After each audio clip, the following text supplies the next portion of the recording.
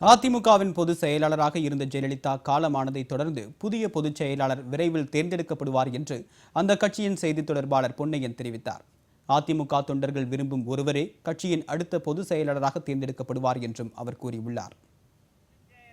ஜெயலலிதாவின் மறைவுக்கு பின் முதன்முறையாக அதிமுக செய்தித் தொடர்பாளர் பொன்னையன் சென்னையில் இன்று செய்தியாளர்களை சந்தித்தார்.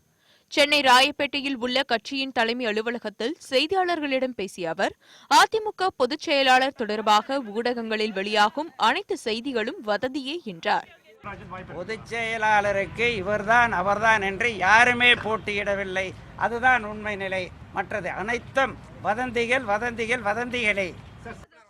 அதிமுகவில் உள்ள லட்சக்கணக்கான தொண்டர்கள் விரும்பும் ஒருவரே அடுத்த பொதுச் செயலாளராக தேர்ந்தெடுக்கப்படுவார் என பொன்னையன் கூறினார். பொது தொண்டர்கள் யாரை விரும்புகிறார்களோ, கட்சி தலைமை இறுதியிலே அம்மாவின் கொள்கைகளை, தலைவரின் கொள்கைகளை பின்பற்றி இந்த இயக்கத்தை காக்கக்கூடிய எந்த ஒருவரை வேண்டுமென்றாலும் பொதுச் செயலராக தேர்ந்தெடுக்கக்கூடிய உரிமை கட்சியிலே இருக்கிறது. அதிமுக ஒற்றுமை நிறைந்த கட்சி என்றும் பொதுச் செயலாளர் பதவிக்கு போட்டி ஏதும் இல்லை என்றும் அவர் தெரிவித்தார்.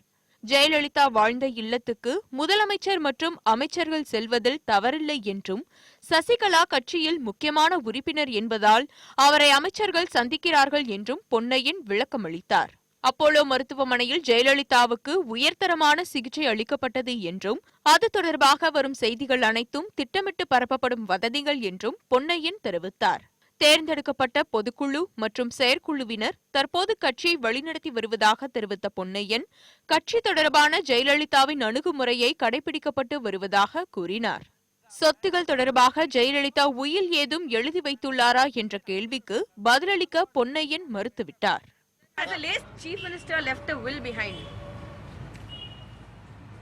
இந்த கேள்விக்கு பதில் இல்லை.